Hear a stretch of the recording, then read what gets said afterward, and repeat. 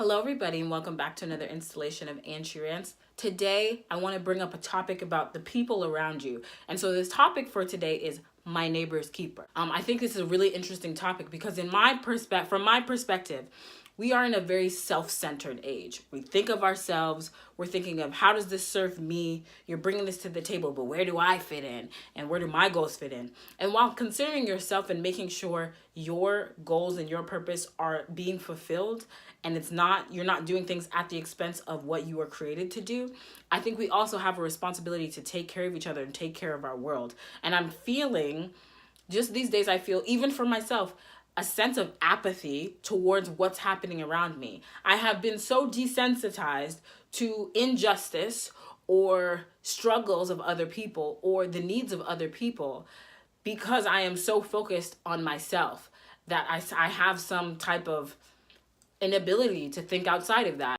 I want to talk about a few questions about how you can start to think about your impact in the world and how you can take care of the people, the things, the ideas that matter to you and kind of like heal the world, make it a better place.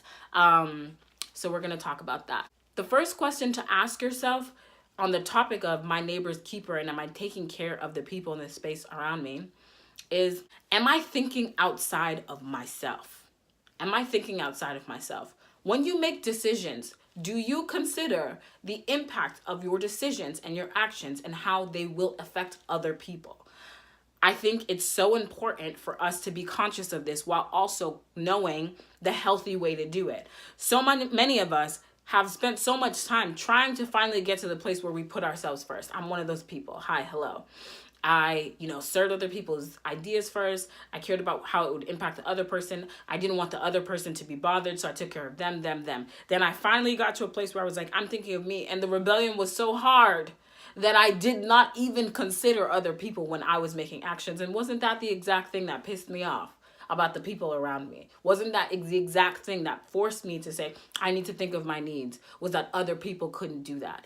And I think you have to ask yourself about what you're doing and how it's going to impact other people if we want to be able to take care of each other. Caring about another person's feelings is okay. Caring about how your words impact other people is okay. Caring about a decision that you're making and how it impacts other people is okay. What you don't want to do, the mistake to avoid, is that all of your decisions are based off of what someone else needs. You can get into a situation where you consider the feelings of someone else and you consider and you think about how your actions impact them, but you still make a decision that serves you and doesn't necessarily serve them.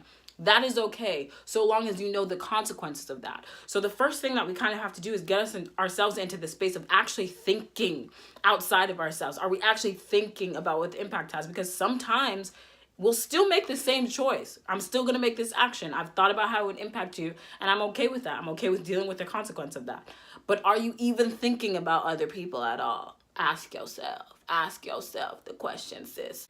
The second question you want to ask yourself is, am I taking care of me so that I might be able to take care of other people? Am I taking care of myself well enough that I can take care of other people? You have to figure out how to serve yourself so that you can serve other people. The reason that we form a sense of bitterness and we become apathetic to taking care of other people is because you never took the time to take care of you. Now, first of all, how are you going to know how to take care of someone else if you don't know how to take care of you? I'm sorry, do you have tips and tricks and examples of what people need if you don't know what you need? No.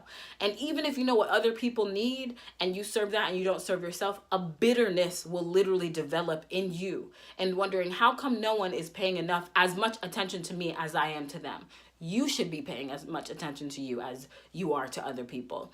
And at the end of the day, you have to make sure you're good so that you can actually help other people. I think it's okay for us to take breaks of, I actually don't have the capacity to take care of or think outside of myself right now because I haven't taken care of me. My business is not good. I'm not good. I'm not in a situation or place where I can handle another person's issues, and that's okay. Recognize that. But make sure that you do what is necessary to get yourself to the place where you are fed, and that whatever you have created can feed other people too. Because I think that's part of why we're here. I think that's part of our purpose.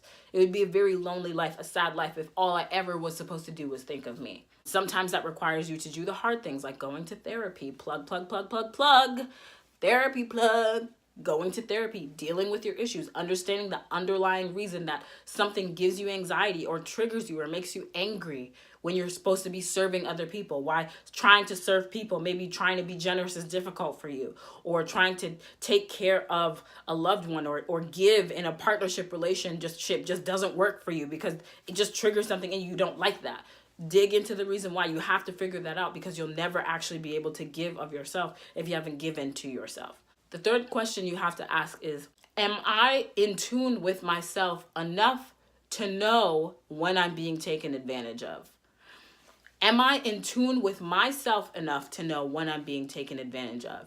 In other words, you have to get to a place where you can discern where and when and how you are supposed to be giving of yourself, of your money, of your time, whatever, to a person, a cause, an idea, a space, whatever it may be.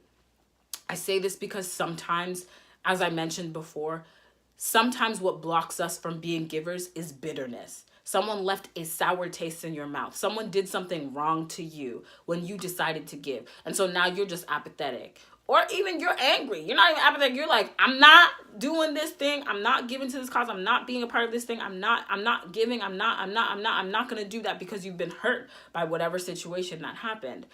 And you have to get to a space where you know yourself well enough and that you can discern. You're in tune with yourself. You're in tune with the spirit. You're in tune with what you should know of you, and also what's happening around you in your surroundings, that you can say, this person is trying to take advantage of me. I'm trying to be a giver, but I notice this person never gives back. I want to build this relationship and build this cause, but people are just using me in this circumstance. Nobody wants to be used. It is not your responsibility to know what people's intentions are, but it is your responsibility to try and interpret and discern for yourself what they are. You have to hold yourself responsible to saying, how do I feel about this situation, and making a decision from there. You don't just do things because someone said, right? You don't just make decisions. You don't just give of your time and your money and all of that stuff just because someone said no. So you have to get to that place where you're secure enough in yourself that you know, I got this feeling. It's not really feeling right. I know this is a good situation, but I don't really feel great about it. I'm okay with not contributing to this space. I'm okay with not continuing this conversation with this person. I'm okay with saying, no, I can't come over right now and talk to you about this thing because I just feel like you take advantage of my time and you never ask about me and whatever. Whatever you need in a relationship for it to be reciprocal, for you to be able to give, you have to know that about yourself. And you have to be able to discern. Don't go back to the same person. Don't go back to the same organization, the same situation. That will just continue to hammer at that place of bitterness in you. Don't continue that cycle for yourself and then use that as an excuse to not give of yourself to other spaces. You have to hold yourself responsible for taking charge of your life so that you can be a vessel for change, for things that matter to you. Thank you to anyone who has not become apathetic but is in a role that requires you to consistently think outside of yourself on how to change the world and how to change injustices. And you have honored that space because you're doing the work you need to do for you in order to get there. We thank you. We're grateful for you. Not all of us can do that. Not all of us can deal with the hopelessness that we see in the world in so many different spaces, even in one-to-one relationships. And for everybody who's doing that, I just say thank you. Like, comment, subscribe to my YouTube channel. Let me know what you think about taking care of the community and lessons you've learned in that space. And I'll see you next time for another rant. Bye.